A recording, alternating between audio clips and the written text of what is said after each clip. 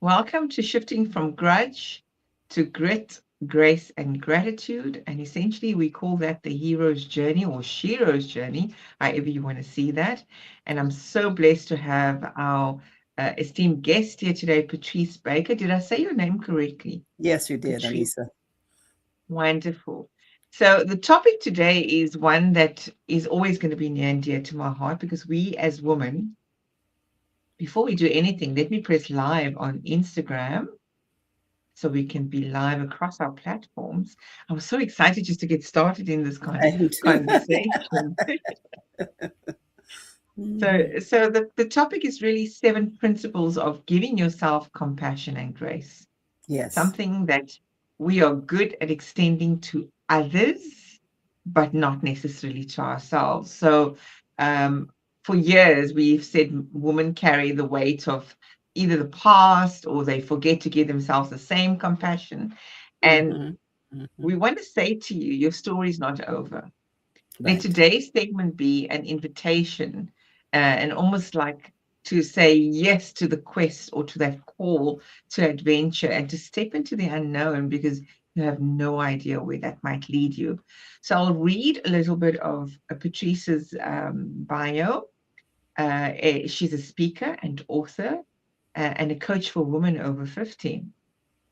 Her authentic, relatable, and vulnerable storytelling approach connects deeply with the audience, inviting them to see themselves in the stories being told. Patrice facilitates the process so they reframe their story with compassion and self awareness to move from surviving to thriving and live life with more joy, more grace, activating their unstoppable spirit. She believes this is an inside job. So without further ado, welcome again. It is 6:30 a.m. from where she's calling us from. That takes Yes. commitment and she's accepting this assignment from above to say she's telling her story so that it becomes the catalyst for you. So if you are listening in from YouTube, LinkedIn, don't hesitate to ask questions. There's always great wisdom and insights coming from our guests. So Patrice, tell us where this journey started for you. And it doesn't always need to start from trauma or wounds or pain, but often it starts in those dark night of the soul experiences.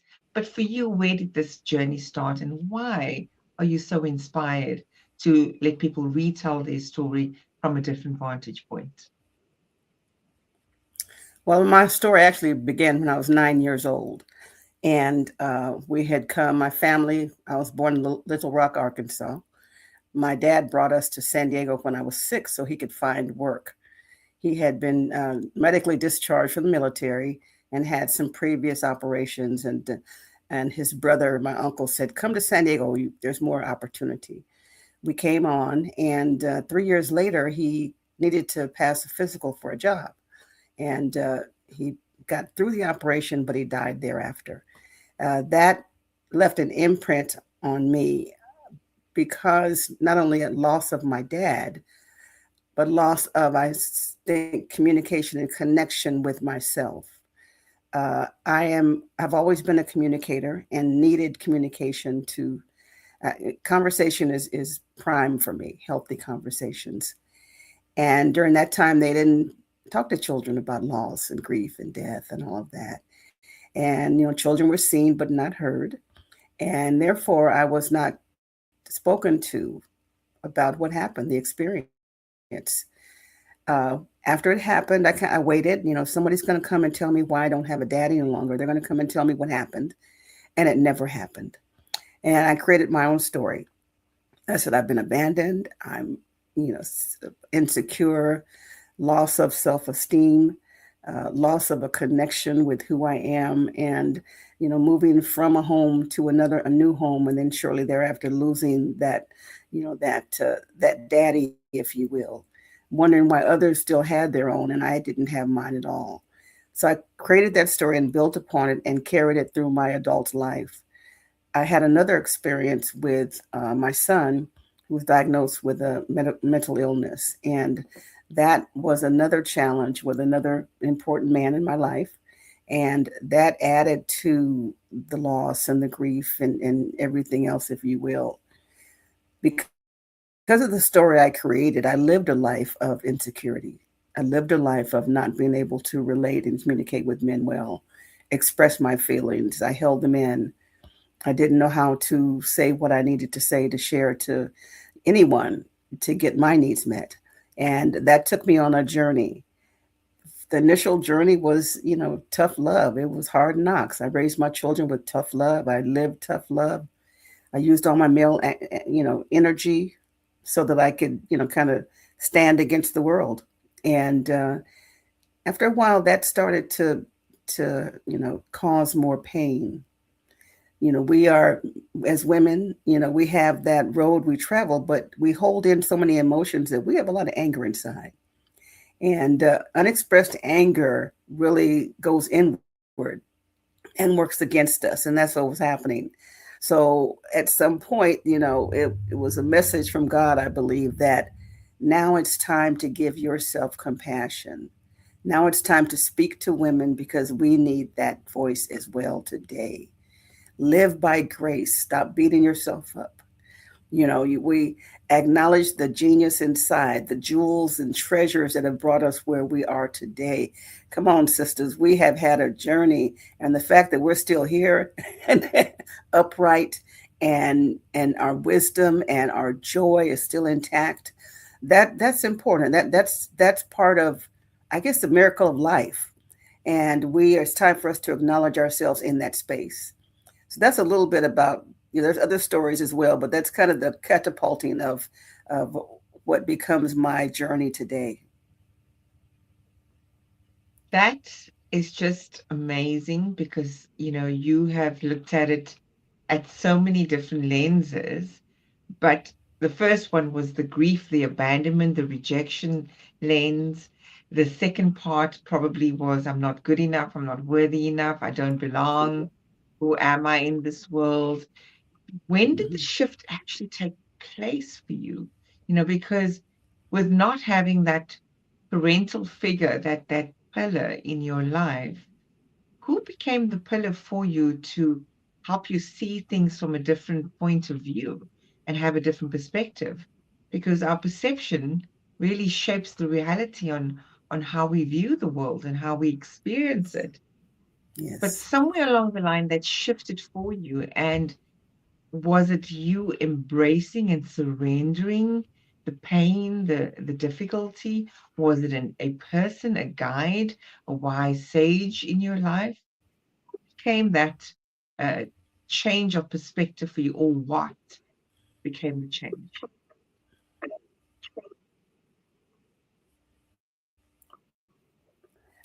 I believe it was a little girl inside fighting.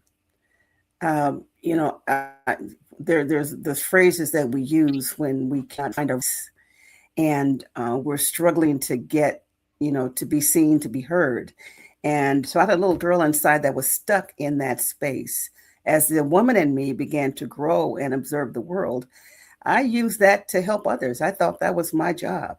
I wanted to help you get over your obstacles. I wanted to help other women, other men. I spoke to youth as well. And so my desire was to help others do those things that I couldn't do for myself. I instilled those into my children. I have two adult children who have more self esteem than I would ever have. And so I could put it out there and I could see it happen. However, I couldn't do it for myself. And after time, after a few heartbroken relationships, picking the wrong person a couple of times, and pouring myself into that relationship, thinking that's what I was supposed to do. There's this old phrase, a woman's work is never done. I had to look it up and see where in the heck did that come from. But the Yes, mindset instilled in women, our path, if you will. A woman's work is never done. There's another part to it, but it's nonsensical. It doesn't give the full story of who we are as women. And it also makes it a one-sided deal on how many of us married into a relationship that we thought was we were supposed to give our all and be our all, and we did that, and it ended up, in pain and failure. It ended up, instead of growing us, it ended up breaking us down even more so. So I think it's really, we talk about it from the brokenness that we began to try to pick ourselves up because we're resilient in that. I think that many of us as women have that innate sense of resilience to come on out, to keep showing up. And as I kept showing up for other people, eventually it was like, wait a minute, I need to show up for myself. And the other thing happened, life changes. You find yourself, you're an empty nester and an empty nester and whatever they call it. The kids are Yeah. grown and they're doing what they need to do, and you find yourself sitting, you're no longer married or connected to someone thinking that was the answer. And you find, well, there's more now. What do I do now? And that still voice of God, I'd spoken again, and in many types of people. The Spirit said, speak to women. We need Mm, compassion and grace in this season. I didn't want to do it though. And many of us probably know why, because we are a mhm. little messy, and we can get complicated even in our own space with one another. Yep. However, the voice said it's time to support one another in a vibrant way. It's time to rise up and lift up the compassion, self compassion, grace. It's not about being selfish, it's about taking care of ourselves now in this space. And the better I am with doing that, the better I am with others, I found out. So let me first acknowledge, because some of the comments doesn't come through StreamYard, as I said earlier on. But Lachelle Atkins says, good morning. Glad I could catch you live. America's Supermom. Oh, Right. thank you. Good morning. Yeah. So I don't know if you know Lachelle. I am connected with Lachelle, but I'm Mhm. thinking she's here to hear you live today. So welcome, Lachelle, and thank you for your Mhm. comment. I am not yet seeing anyone on Instagram, but those that do join us on Instagram, this is a much needed conversation. And I think I want to come back to when you speak about the little girl inside of us. The little girl before Mhm. dad passed to you was vibrant, had dreams, Yes, she had was. passion, had belief, unwavering belief and impossibility, and was in awe and wonderment. So I love that you acknowledging that it was coming back to that little girl because Yes. she just needs to remember who she is. And the little girl within all of us that walks alongside us, within us, Mhm. is never going to be separate from us. So I think it's so vital to go and reconnect with her, reacquaint ourselves with the little girl inside of us, because she's the one that reminds us of our truth, our Yes. purpose, Yes. that Yes. existential question of who am I, where do I fit, and where do I belong? it, Mhm. it doesn't Mhm. come from anywhere else but from her, because Right. Right. somewhere along the line, she remembered it. I see some of the Yes. comments came through now. There's Lachelle's comment. She says, I resonate with that so Mhm. much. We need more women speaking up and sharing the truth about our lives and false expectations that lead to losing ourselves in stress. And I agree with that. I can relate to being the model wife and the good Mhm. Mhm. daughter-in-law, you know, Mhm. and Mhm. the anger that sits within me or sat within me because I Yes. was serving from an empty vessel. I'm sure you Yes. can relate, and so can many other women. And when I Mhm. finally did what you're telling us to do in giving yourself grace, it's not an easy transition. Mhm. So telling yourself you love yourself, or you telling yourself you forgive yourself, or even thanking yourself. And that takes me to the Ho'oponopono meditation, which I think you might be familiar with, Patrice. Um, if you're not, it is a Hawaiian meditation practice where you say, Mhm. I'm sorry, please forgive me, I Mhm. love you, and I thank you, as a way to say, I'm extending grace to you and let me reconnect with that part of you that you have forgotten. Yes. So Yes. Do tell me, in terms of that, Patrice, I mean, how did you take that first step, and what were the steps towards cultivating the reconnection and reacquaintance with your little Patrice inside of you? What I realized at some point is that the little girl was running the show. And the little girl, the active, vibrant girl that I was now looking for the adult woman to come forward and Mm, didn't trust her to come forward and make the right decisions, you see. The little mm, girl was all, she was daddy's girl. She was looking for the had dreams, and I had, energy. I've even been told by family members, of that.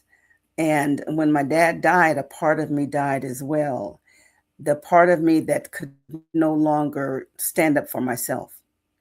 And so no one saw that. They saw uh, the vibrant looking, the confident looking woman on the outside. They couldn't see the little girl inside who was dying, who was asking for help, who was needing someone. I wanted someone to ask me, Patrice, how do you feel when your dad died? No mm, one has ever asked me that question to this day. And many of us want someone to ask us, well, how do you feel about that? And just sit and mm, listen. Don't tell us how we ought to feel. Don't interject, but listen to the heart of the answer. And many of us, what do we do as women? We just keep moving forward. I used to have all these, mm, I call them new beginnings. I have another new beginning and I'm moving forward. That meant there was a shift. I either went back to college, I retired from a telecommunications industry. Each one, I got over a broken heart. Each one was a new beginning for me. And at some point, I realized, wait a minute, I'm having all these new beginnings, and what am I actually doing with it? And at that point, I came face to face with, you're doing all this for other people, thinking that you're healing yourself, but you're not. I had a moment where I had an experience recently and I thought, well, I thought I dealt with that already. The answer was no, you didn't. You helped somebody else deal with it. You didn't deal with it yourself. And that was that pivotal moment. It happened slowly. It didn't happen, in times during the journey. I wasn't aware of it, but it happened at some point where I was kind of able to sit with myself. I didn't have the, child rearing anymore. I didn't have those things that I was striving for. And it came a moment like, who am I? What am I going to do with this life? I'm born into a life of service. It came through my ancestors, hard work, family, faith, the church, all of those foundations. So I had a good foundation. And I think that helped me to, kind of cultivate this perspective of curiosity that I have.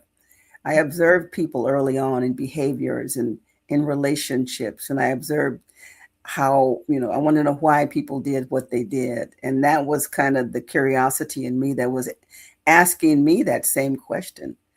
Why are you doing what you're doing? And the answer was, I'm doing it for everybody else, because I don't know how to do it for myself. We are not experts. I am not an expert. I don't have all the answers. And that's the beauty in it, because we're not here to do that for others. We're here to accept where we are today, to look at it in a way that allows us to step into it a little bit and face it in small nuggets.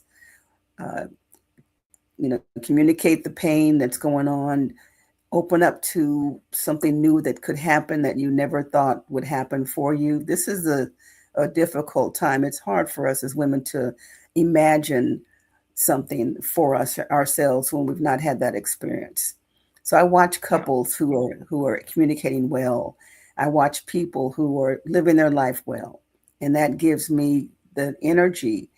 And at some point, it clicked. You can do that for yourself. It was slow, but it Mm, it clicked because I took one step out, and I stepped out on something that I really believed in. When I got that whisper to speak to women, I did eventually say yes. And the way I was able to do that is I saw myself in them, you ah, know. I saw Okay. myself, yeah, I started to see myself in other women. I'm, wait a minute, we're not the enemy. We're not, we need to uplift one another. We're here. We have a vast amount of life experiences, wisdom. We have a sisterhood that we were put in place to be that for one another. And we Mm. need to start work doing that.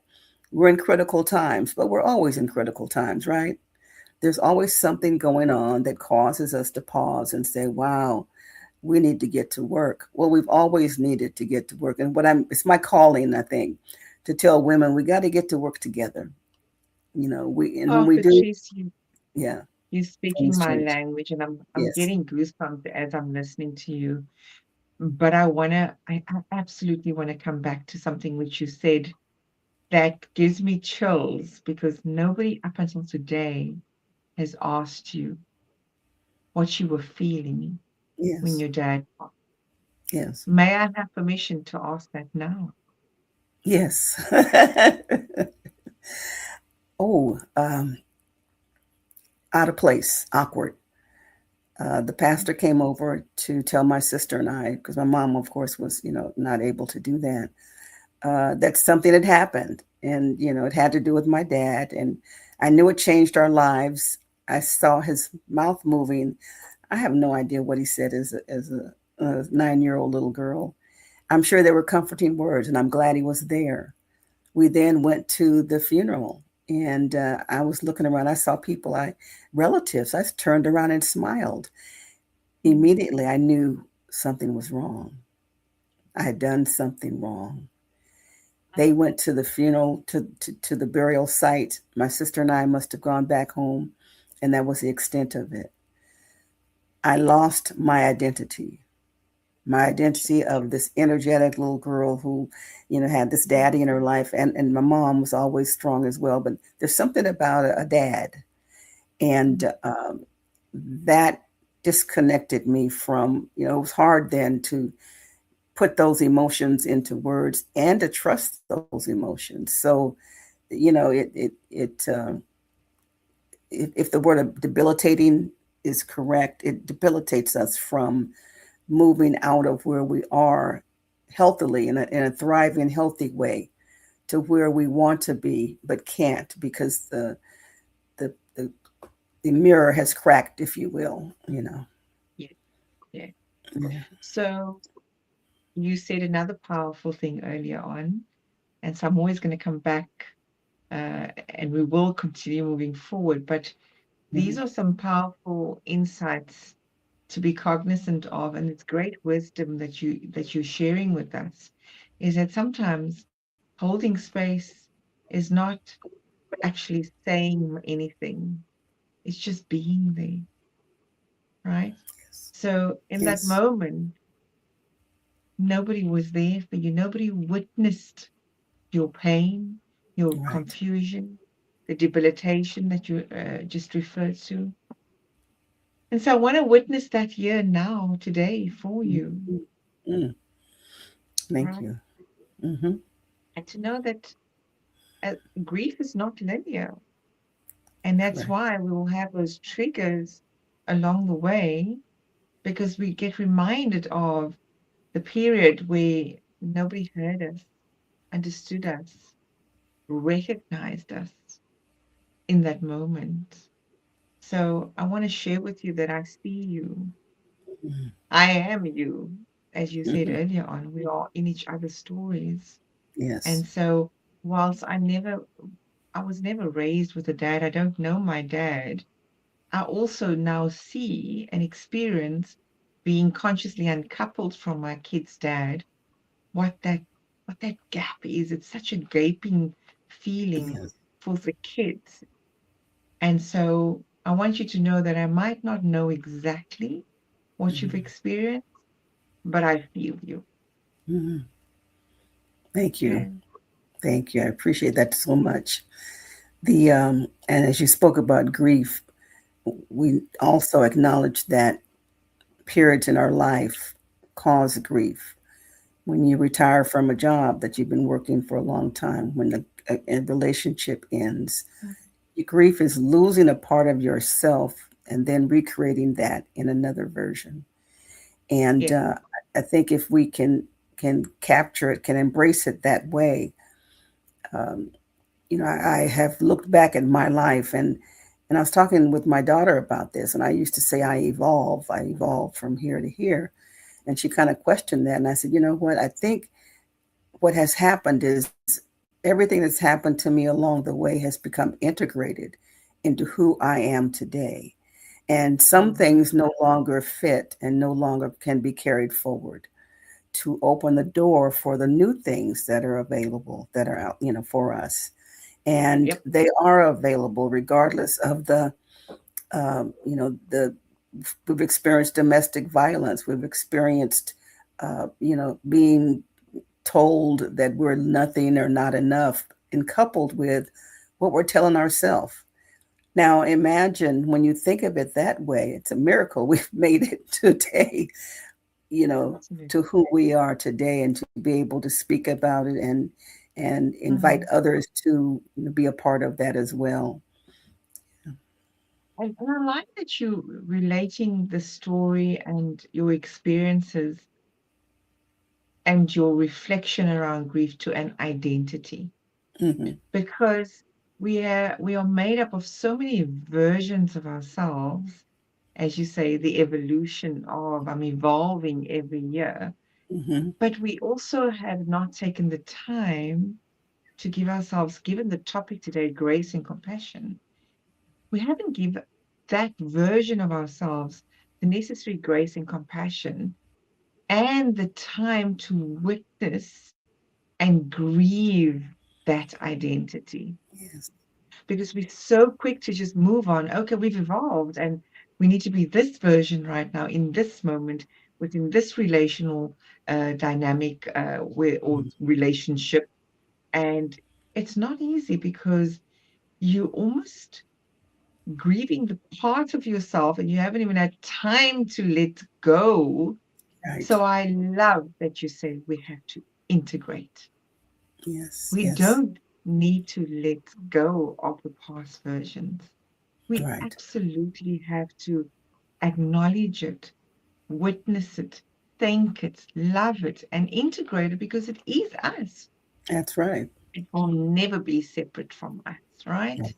Right. So, given that we've spoken about identity, and I think the thing for me is that how we get attached to a particular version that Oh, we want ourselves to be, as yes. well as Yes. what we expect from others. What were some of your Yes. deepest insights and lessons from that? Oh my God, that's called the danger zone. Yeah, that is. Well, when you don't, somehow that little girl in me was, at first I thought, well, maybe my daddy will come back.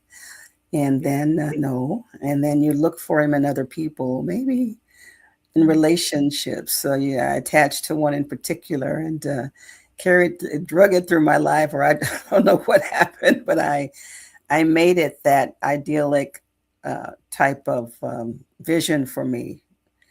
That's what I saw in it. So I took that relationship and I saw all the parts that I think connected to my dad as, a person who was is educated, could have great conversations, conversational. You know, those things I longed for, that connection. Who took care of their own business, like a dad would, and so, although it wasn't me in that picture, I saw them doing those things in their own life and interpreted those as, wow, maybe that could be for me with this person.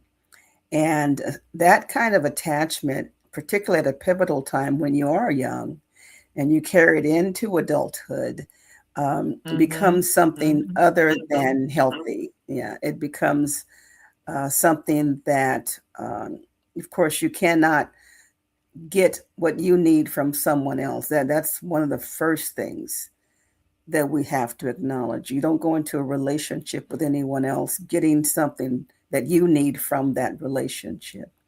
You have to go in healthy as a person who has, yeah, I have my own techniques now for getting through my emotions. I have my own techniques for tools for moving through the pain.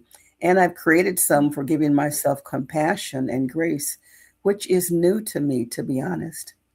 That was not Mm, in my vocabulary until a couple of years ago. And it came to me through the message again. I mentioned earlier that I was a moving forward woman, you know, hit it, move mm, forward, hit it, move forward. And then when my son was diagnosed with an illness, that stopped that roller coaster. I could not do that any longer because first of all, I was in a space that I knew nothing about. And secondly, that I wasn't equipped for. And secondly, I had to rely on my deep faith in God to look at those things that I had that scared me the most, losing mm, the soul of my son. And so at that point, I could no longer move forward fast. The message I got was slow down, mm. because what happens in moving fast, you miss the details. You know, Oh, you're yes. zooming by so far, you don't even know if the story you're telling is true because parts of it you didn't get, so now you're going to make it up. you know and so in order to I think that was the best gift I've been giving in this season of my life, to slow down. I was afraid to slow down because if I slowed down I would feel too much. If I slowed down I would have to go through the the steps to acknowledge the pain and then to move from the pain, or to work through it in a way that allowed me to be healthy on the other side. And initially, I wasn't sure that would happen because we don't know. And so when compassion came into my life, it came in through my daughter, to be honest, because she is on, I have two geniuses, both my son and daughter. So she is in the field of hospice and doctorate in seminary training and helping others move into that space. And I always looked at her as a compassionate being. I looked at myself as his tough love, hard knocks in your face. I brought you in, I take you out, sister. So there was no, it was all my male energy. There was no room Mm, for mm. the compassion side, because I thought, well, I would lose myself if I was compassionate. My edge, I'd lose my edge. How can I do that? And the opposite is that was such not true.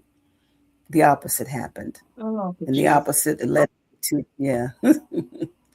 Everything you're So, sharing is so resonant with me right now because, our contexts are different, our stories are different, but there's mm-hmm. there's elements of it that we can connect and resonate Yes, to. yes, So being in your masculine was, it's just a protective um, yes. persona that we take on, Mm-hmm. but deep down, we have been designed to be nurturing, to be more in Yes. our feminine, right? Mm-hmm. And so it's a matter of saying, well, I need to be this way because I need to protect myself. Mm-hmm. And the other thing, I think she's just said another thing, slowing down allows us to be present and make better decisions. Yes. And talking to the slowing down part, Mm-hmm. we don't like to be silent Absolutely, because Lachelle. I agree totally. And that's where yes, absolutely. Mm. So I agree with Yes, and Lachelle and too, and the- in addition to that, you know, go for it. mhm. Go ahead, Patrice. I think we have a delay in signal. Can you hear me? Yes. I can hear you. I think we might have a Yes. delay, Yeah. so Well, we're go a ahead distance on your apart, so side. it's okay. Yeah. Yes. And so the compassion piece, part of it is I'm saved my life. I think nurturing others doesn't heal us.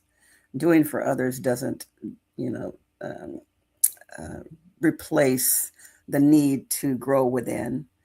It doesn't Yeah. replace the need to take care of ourselves, and particularly when we're told it's selfish to do that, and that's so not true. We've misinterpreted things that and allowed them to keep us captive, unfortunately. in a space Yeah. where, well, if I can't, speak up for myself, how can I speak up for you? And that's the important part. Sure. So I started with these principles on giving yourself compassion and grace, and they're still, embodied with, with the same energy as we put into, that tough love thing. However, you don't have to exert that kind of energy. It brings Mm. me peace to do that. Before I was anxious, I had to be on guard, and, for my children as well. And now they're pouring back into me, letting me know that, I've done some good things, and now it's time for me. And having that, I don't know, having the wonderful feeling of having your children pour back into you. They have wisdom as well. They're watching things. They see how you operate and what you've been doing. They do. And I think where time allows and where you have that opportunity, embrace that.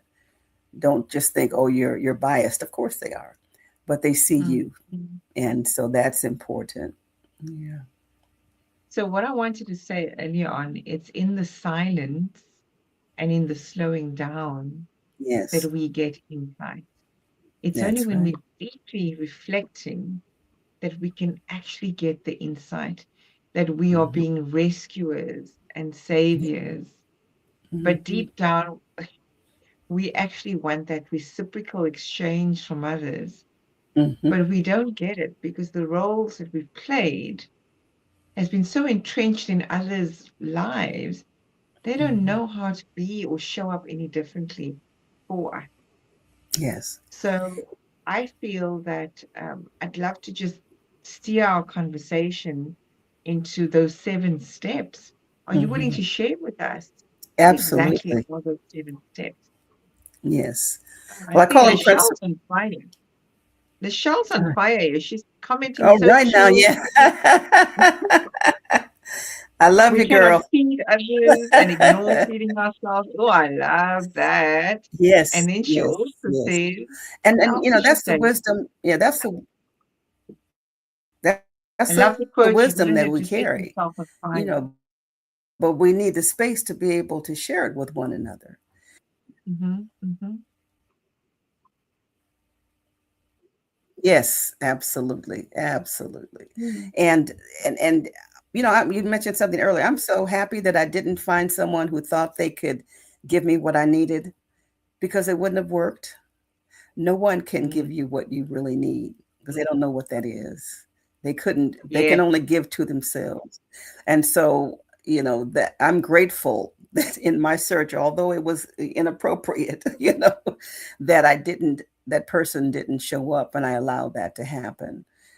So yeah. with the compassion and the grace and the 7 principles, I call them, because we all have um, a set of rules and a set of, you know um, a structure we built within ourselves, how we move forward. And in that, there's a couple of pieces I think that were enlightened to me when I was creating these principles. One is, be true to yourself. It's not selfish, it's freedom. Ah, And so we need to extend the first, be true to yourself. We can't leave it there. We have to move into, wait a minute, that's not being selfish. It's freeing you up. And I know within myself, I always sought to be free. That little girl was saying, free me up, get me out of here. I don't want to be in this box. And, I didn't ask for this, and so um, the freedom part comes in getting to know ourselves. Be true to yourself. If you don't know who you are, you can't be true to that person. And so building a relationship with yourself, having that self dialogue that supports, and there'll be more about that in the other principles as well. But when it's like when we, uh, yes, yes, absolutely. And we need to use those words, you see. yeah. Oftentimes we don't say those words. If we say we want to be free, oh, you just want to leave me, right? No, I need certain freedom inside myself for the human being, for humanity, for that person to Yes. make a choice in what I want to support or what I don't want to support, what I want to do in life, how I choose my day.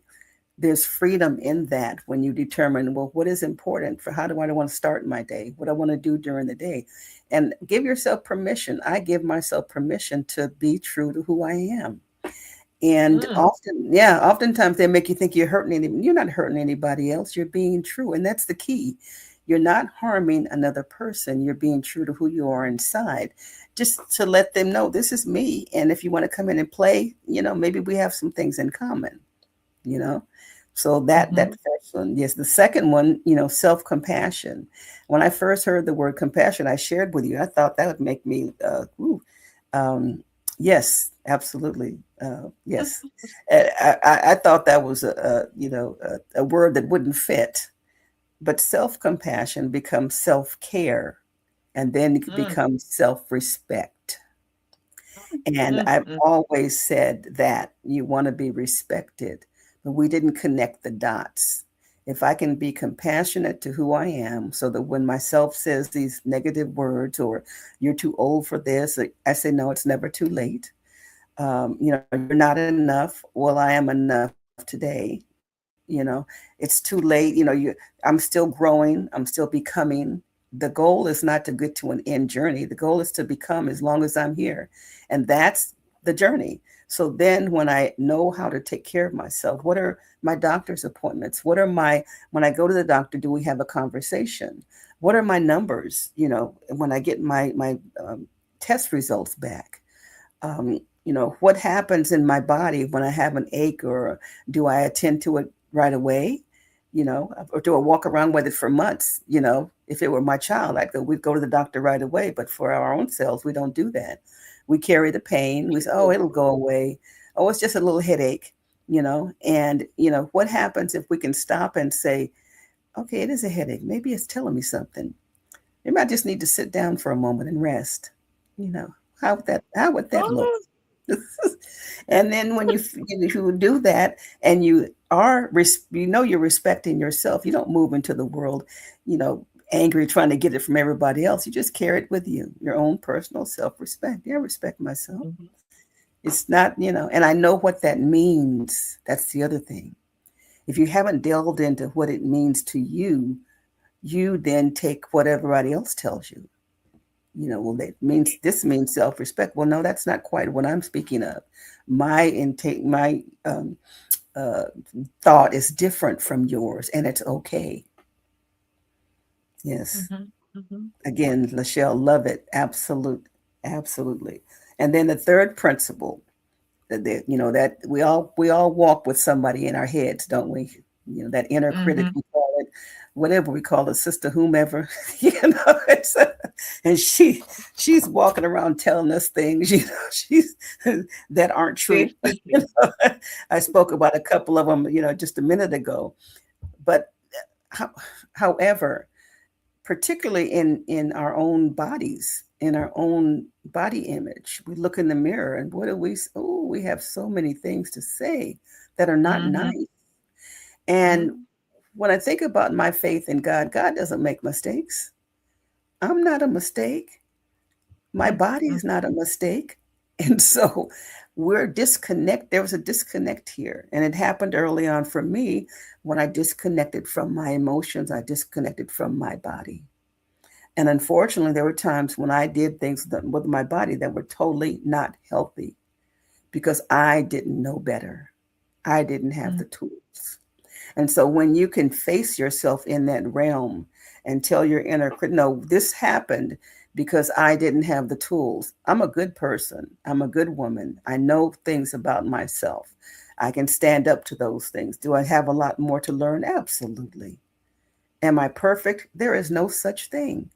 And so nope. what am I really striving to say?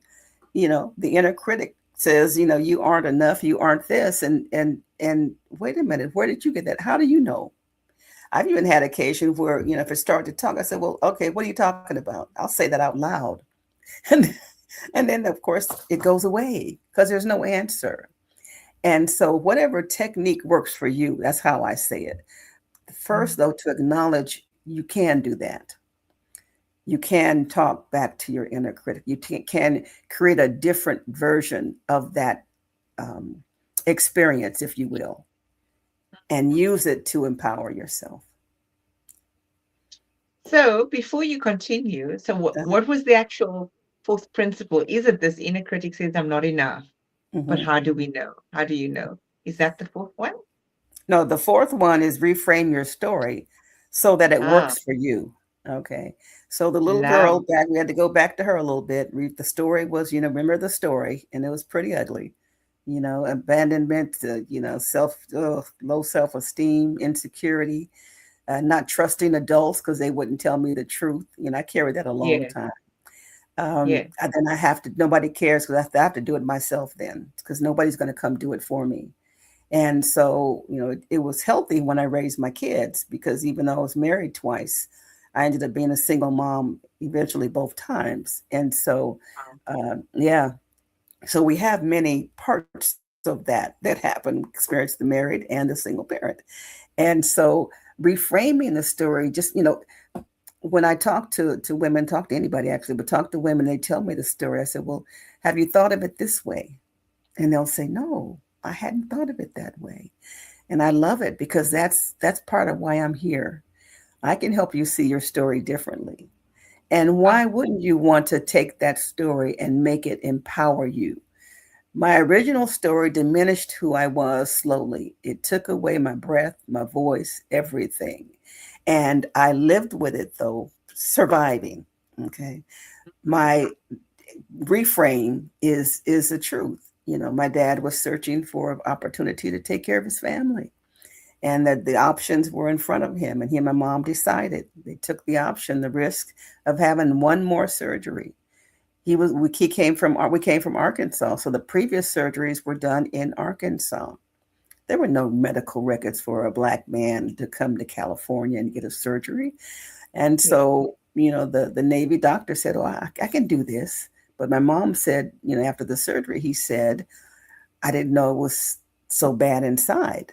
So that means, he encountered something he did not expect. Mm, Neither did my mom and dad, right? There nobody planned to abandon me. They yeah. chose to make a decision that would empower the family and allow him to do his job better as a dad. And it didn't work. How many times do we have these challenges and decisions and they don't work? And so when I reframed that, then it empowered me. Okay, I did have, you know, he was making the right decisions and it just didn't work out. Mm. And that's what So I it's want to it help comes women do. it comes back to changing from your perception Yes, it does. to Yes, a it new does. perspective. Yes. And isn't that what Yeah. life is all about? Having a Hmm. new perspective. It is not going along with the status quo because somebody told you or because you heard it somewhere. It's finding your own voice in a way that gives a new, different perspective to the world and aligns with other people with their voices in respect. So definitely, I mean, I can relate to that because most of, the stories that I told myself before was Hmm. also around, hey, I don't belong, I'm not good enough. So the Hmm. need to be the people pleaser, the Hmm. hyperachiever, and the perfectionist All that. was this persona that Hmm. I would be more accepted, more loved, more recognized, more Yes. validated. But until I did Yeah. that for myself, Hmm. and you mentioned something else earlier on, the sisterhood. Because when we're Yes. in the sisterhood, for others to hold up the mirror and remind us Hmm. of our sovereignty, Yes. of our power, of who we really are, it is such a beautiful experience to be a part of. And I want to encourage women who don't have a sisterhood, Hmm. go and find your tribe because Yes. it's in the sisterhood that you are able to accelerate your healing, your Yes. expansion. You can accelerate coming back home to yourself in a way that is you can't describe it on a live stream podcast here. You have to experience it and feel it. So I'm Yes. very grateful, Patrice, that I do have that sisterhood, and I've had a sisterhood in the last 5 years. I know Mhm. exactly what you mean and how Yes. important that is. Because of When, the stories within the sisterhood, you hmm. see one another in the stories, and some of them empower you when they have reclaimed their power in their story. It becomes the catalyst for you to say, well, if she could do it, then I can do it too, right? Yes. And Yes, there's Anissa. people And rallying for you. absolutely, Anissa. The other thing it does is let you know you're not alone. How Mm-hmm, often do we go mm-hmm, move through life thinking that I'm the only one experiencing this? And that's the thing that mm-hmm, we need to uh, give ourselves, give our sisters, the freedom to hear our stories and to hear theirs. The old story in my don't tell your business. Well, if other people look at you, they're going to make up a story anyway. So might as well come from my lips and be the truth. And so, and if we hold it sacred, we're not listening to the story to share it with anybody else. We're genuinely listening because we care. We know what it takes. We know how we're affected by these senses of who we are supposed to be, and we're mm-hmm, all caught up in it at one way or another. And mm, the again, whether you're married or single, it doesn't matter.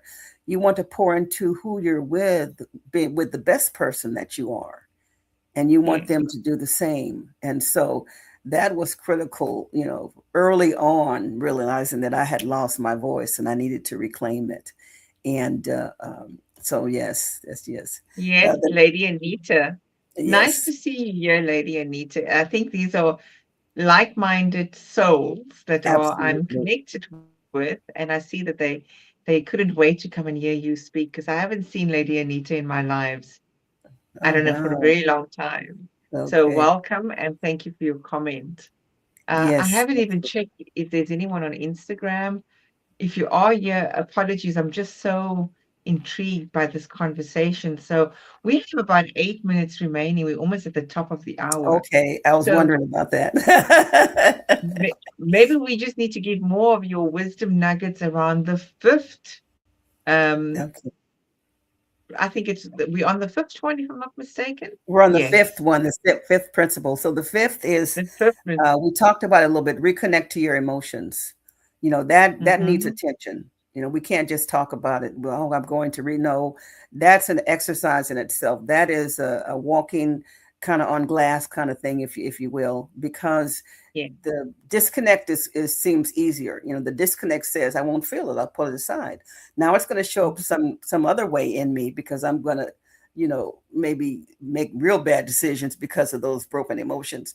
However, Mm-hmm. reconnecting, that's the courage. That takes the decision to reconnect. That takes the time to say this is something precious. To validate, first of all, that your emotions are real. Yeah. Your feelings are real. It was okay for me to want someone to ask, how do you feel, Patrice? That was perfectly okay. And it's not based on whether you get it or not, but feeling it and wanting to have that connection with folks.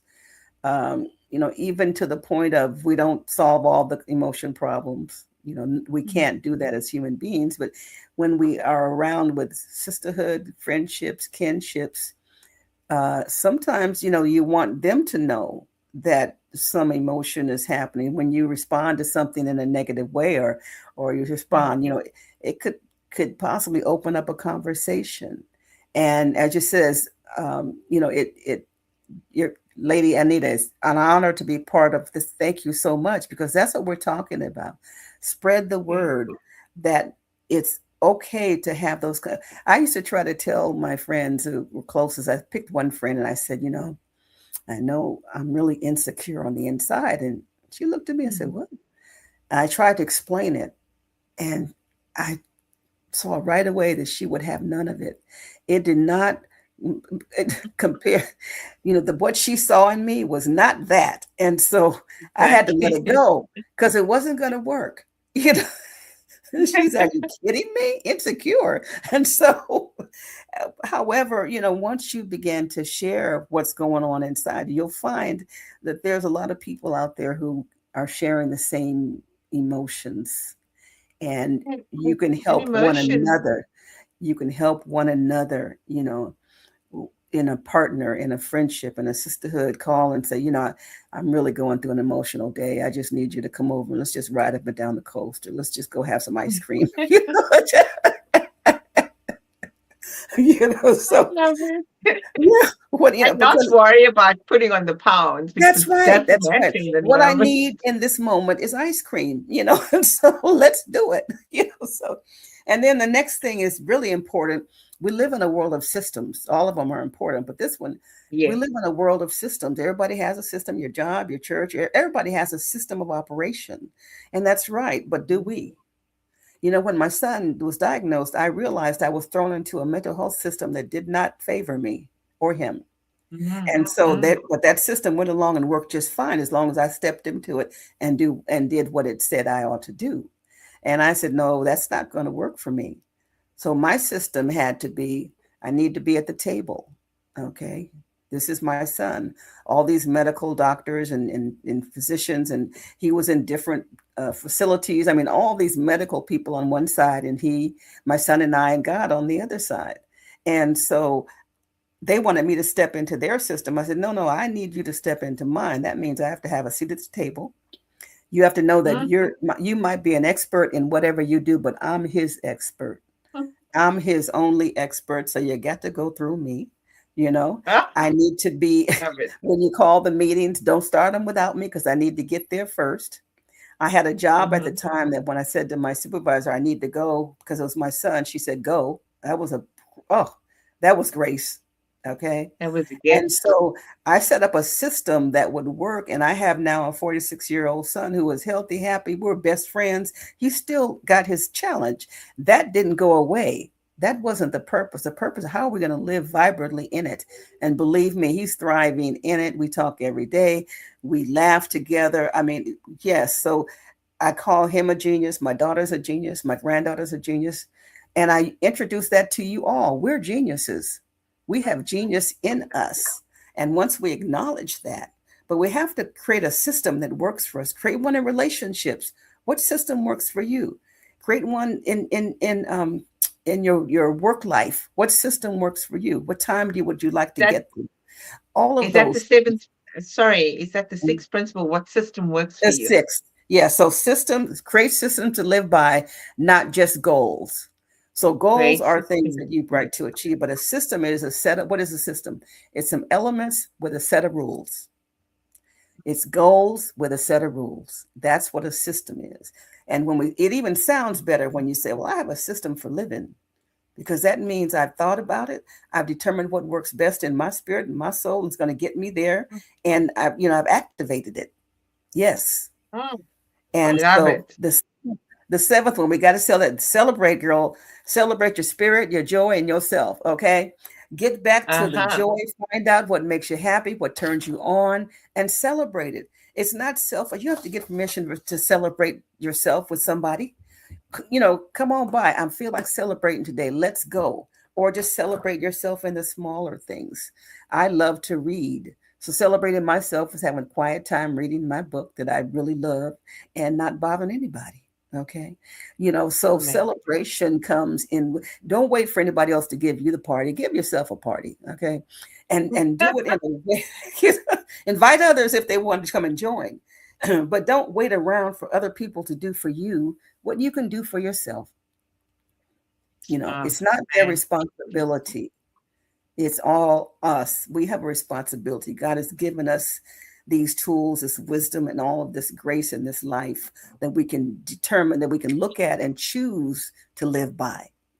And that's more Oh, important than anything in the world. No matter what goes on in the world, you hold. You can stand. Now that's standing in the standing in grace and compassion. yeah, Yeah. yeah. And that's tough, right? That's It's tough, but it's possible. So, no, that's what I'm given saying. that It's not weak at all. It's strong, is what I'm saying. it's very strong. Yes. Look, I mean, Patrice, those were some really wonderful golden nuggets. And we are on the top of the hour, and I could carry on this conversation with you indefinitely I because could too. there's just Thank so you. much to talk about. Before I end the live, I just want to acknowledge and say thank you for your vulnerability, Mm, for your truth, for your authenticity, for the invitation to everyone that you've put out here today. And know that you're not alone.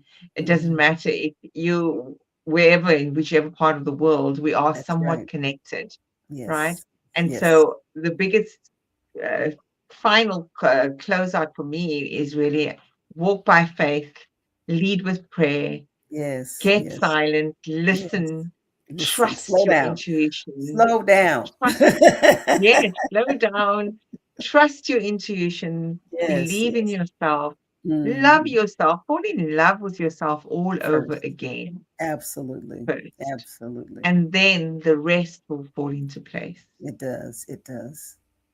So I'm going to It leave you does. with a final word before we say goodbye. Then you please do hold, stay on to the live. I normally do a short debrief afterwards. Okay. Thank you for our participation from our lovely ladies, Lady Anita, Thank as you. well as Michelle. For those watching the replay, please don't hesitate to connect with Patrice, whether it's on LinkedIn or Facebook. Patrice, you now have a connection with me. Afterwards, you can go and put in your details and where Okay. people can find you. We didn't even touch on the book and what the book was all about. I Do know. you want to quickly tell us about that? Book is called Life Ain't Nice, so get over it. Insights to move you Oh from stuck to man, unstoppable. Yeah, so that's another thing. We'll have to get back to that. we'll have to have you back on again, and you need to come and talk Absolutely. about that, then, Yes, I would right? love to. I would love to. Any last closing words before I end the live? It's been a pleasure. I love you for the work that you do and how you're imparting wisdom yourself, how you're creating a platform for that. And to you sisters out there, we're together. We got to be together. We have to walk together, step together, get up together, and we Mm-hmm. make a difference. You're important, and you make a difference. Yes. Oh, I love your heart. I love your soul. I'm going to end the live. Stay with me. Thank you. Until next week, we'll see you again the same time, same place, from another part of the world, including Cape Town, South Africa. And I am just so blessed to be graced with the presence of such wisdom, such beauty, such magnificence in front of me. So thank you again, Patrice. And Thank we'll you, see you Lisa. next week. I'll end the live here and end it on.